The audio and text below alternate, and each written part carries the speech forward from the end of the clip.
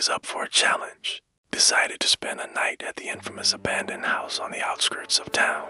They wanted to test the chilling stories that had haunted their community for years. The house had stood empty for decades, a dark silhouette against the skyline, and locals warned everyone to stay away, especially after the sun went down. But for these friends, the warnings were just part of the thrill. They arrived just after midnight, the air thick with anticipation. Giggling and filming everything on their phones, they were convinced the night would be nothing more than a fun story to tell later. They pushed open the heavy wooden door, the sound of creaking hinges echoing in the quiet night. As soon as all 5 of them stepped across the threshold, the main door slammed shut behind them with a deafening boom, reverberated through the entire structure. Their laughter died instantly. They rushed back to the door, yanking on the handle, but it wouldn't budge. It was as if it had been sealed shut from the outside.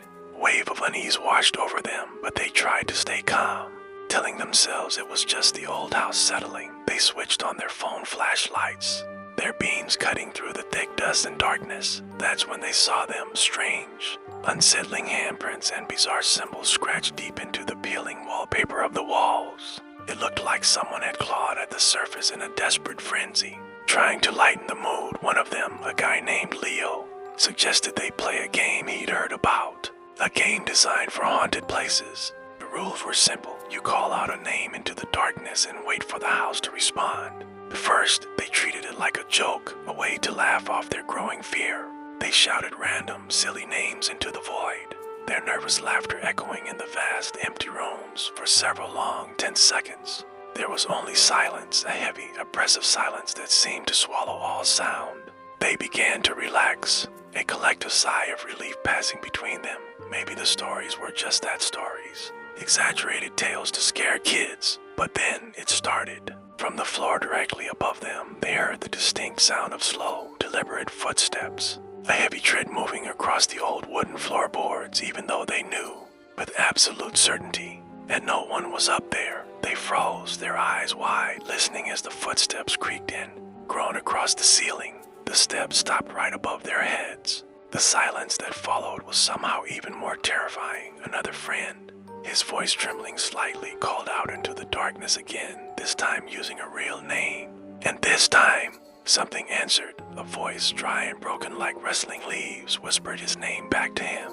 From the shadows, the air in the house instantly turned freezing cold, so cold that their breath fogged in the flashlight beams.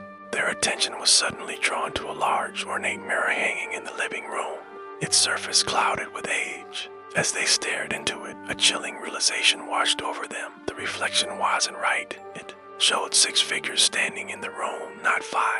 They all spun around at the same time, their hearts pounding in their chests. But there was no one there. The space behind them was empty. The 6th person existed only in the mirror. Panic began to set in, a cold, sharp fear that clawed at their throats. The game was over. They had to get out now. They rushed back to the front door, throwing their weight against it.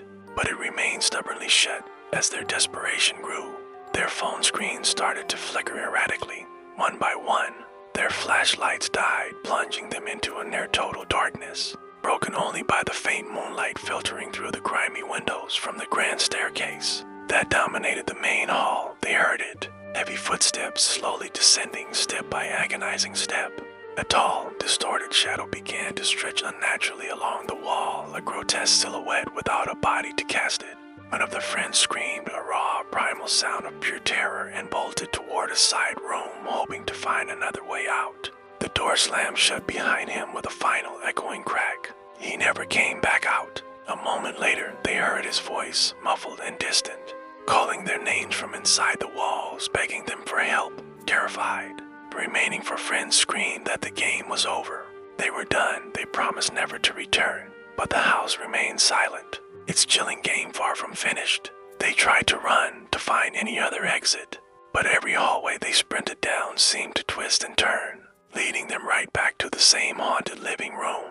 It was as if the house itself was alive, a labyrinth changing its layout to keep them trapped. One by one, the house claimed them. Each of the remaining friends felt a cold whisper right next to their ear, a dry voice calling their name just before they vanished into thin air. By the time the first rays of dawn broke through the morning mist, Only one friend managed to escape. He stumbled out of the front door, which now stood wide open, and collapsed onto the overgrown lawn, trembling and incoherent from shock. When the police investigated later that day, they found the house completely empty. There were no signs of a struggle, no evidence that anyone had been there at all. But as one officer ran his flashlight along the living room wall, he found something new. Carved deeply into the wood in fresh, sharp scratches were 5 names. The names of the friends who had entered the night before. 4 of the names were stark and clear. The 5th one, the name of the lone survivor, had a single deep line crossed through it, as if the house had finally decided to let someone go. Thanks for watching. If you enjoyed this story, don't forget to like and subscribe for more.